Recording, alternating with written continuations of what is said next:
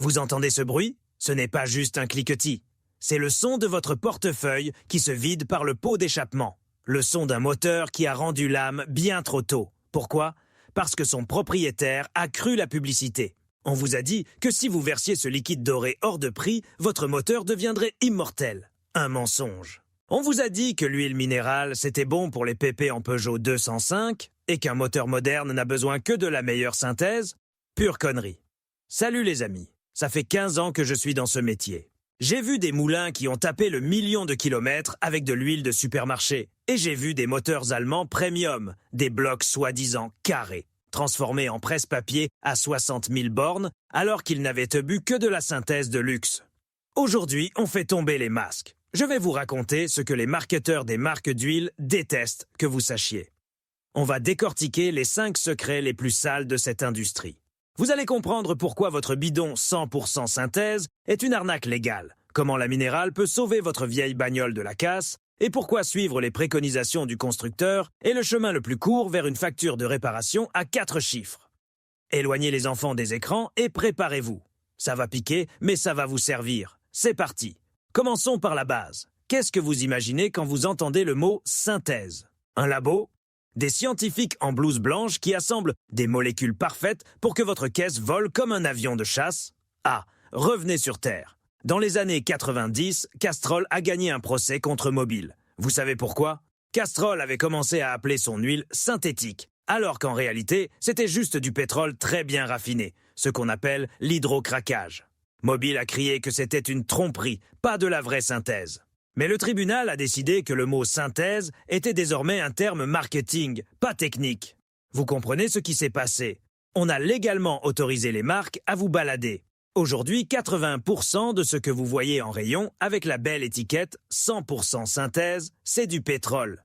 Oui, très transformé, passé à l'hydrogène, purifié, mais ce n'est pas de la vraie synthèse à base de PAO ou d'ester. C'est comme appeler du surimi pâte de homard breton. C'est bon, ça ressemble, mais le homard n'a même pas trempé une pince à côté. Je vous entends déjà dire, quelle différence pour moi si ça marche? La différence, mon ami, c'est le prix.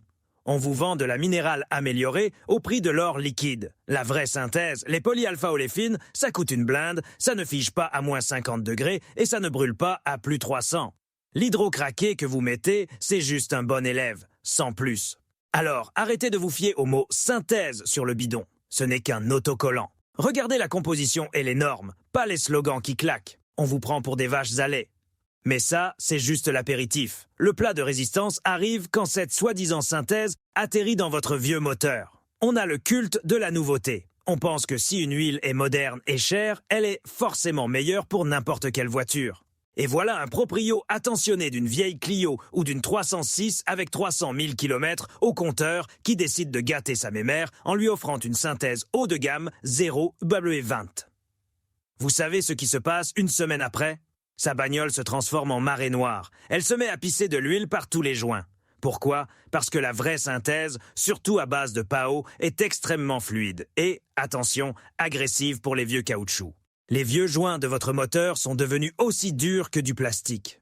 Ils ne retenaient la vieille minérale ou semi-synthèse épaisse que grâce à la calamine et à la crasse qui bouchèrent les micro-fissures.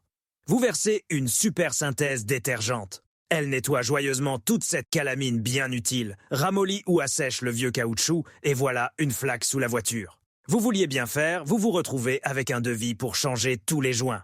Et c'est là qu'entre en scène notre vieille amie oubliée, la minérale. Ou une semi-synthèse de qualité. Les mécanos n'en parlent pas, c'est plus rentable pour eux de vous changer toutes les garnitures. Mais pour un moteur ancien et fatigué, l'huile minérale, c'est comme un bon cassoulet bien riche pour un estomac fragile. Elle est plus épaisse, elle ne cherche pas à s'infiltrer partout. Elle crée un film d'huile plus costaud là où les jeux sont devenus énormes. Donc, si vous avez une vieille américaine avec un V8 glouton ou une japonaise des années 90 qui boit de l'huile comme un trou, arrêtez de la nourrir de synthèse hors de prix. Vous brûlez juste votre argent. Passez sur une bonne minérale ou une semi-synthèse épaisse en 10W40 ou 15W40 peut diviser par 2 la consommation d'huile et stopper les fuites. Ce n'est pas de la magie, c'est de la physique. Et maintenant, on arrive au plus grand crime de l'industrie automobile.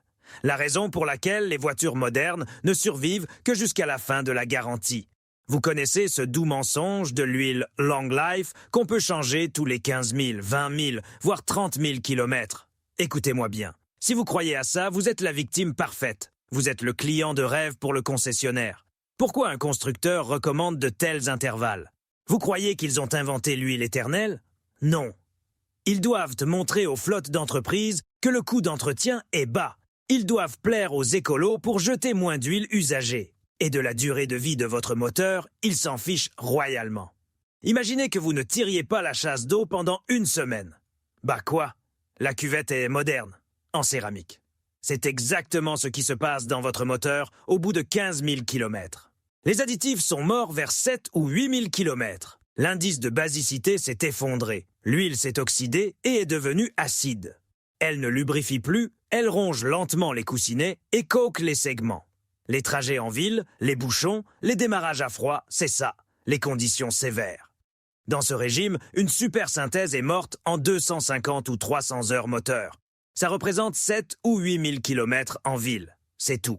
Après, c'est juste de la flotte noire. Les sceptiques diront qu'en Allemagne, ils vidangent tous les 30 000 et ça roule. Oui, mon pote, il roule sur l'autobahn à 130 km par heure de moyenne. Mais toi, tu es coincé dans les bouchons sur le périph' parisien ou à Marseille. Ton moteur tourne, les heures défilent, mais le kilométrage n'avance pas. Vous voulez que votre moteur fasse 300 ou 400 000 km? Oubliez le mot « long life ». Prenez une huile de prix moyen avec la bonne norme et changez-la tous les 7 à 8 000 km ou toutes les 250 heures moteur. Il vaut mieux vidanger avec une huile de supermarché tous les 5 000 km qu'avec de la Motul 300C tous les 15 000. Un moteur propre est un moteur qui vit. Point. Vous avez sûrement remarqué que l'huile devient de plus en plus fluide. Avant, la norme c'était la 10W40, puis la 5W30. Maintenant, dans les voitures neuves, on met de la 0W20 et même de la 0W16, de l'eau. On vous dit que c'est de la haute technologie, des jeux de fonctionnement réduits et de l'économie de carburant. Je vais vous dire la vérité. C'est le collier de serrage écologique autour du cou de votre moteur. Une huile fluide ne sert qu'à une chose, réduire la friction d'un demi% pour passer les normes Euro 6 sur la consommation et les émissions. Les ingénieurs se font tordre le bras par les écolos pour que la voiture consomme un verre d'essence de moins.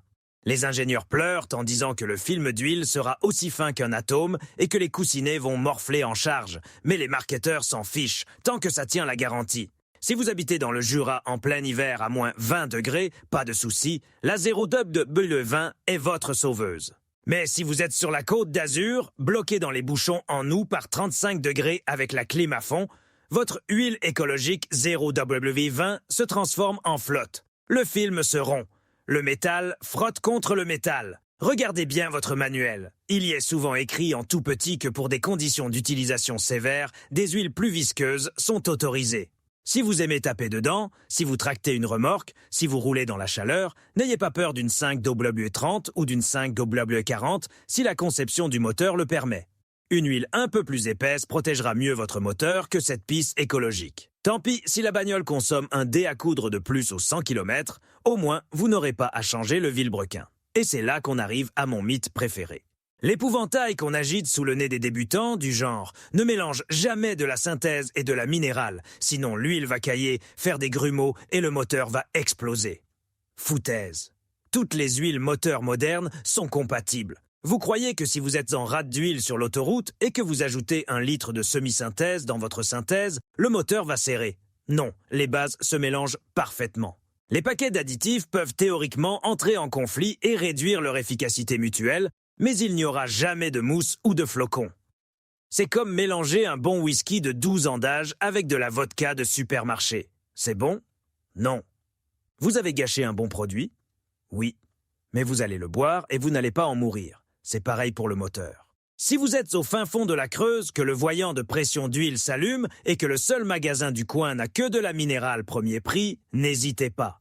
Versez.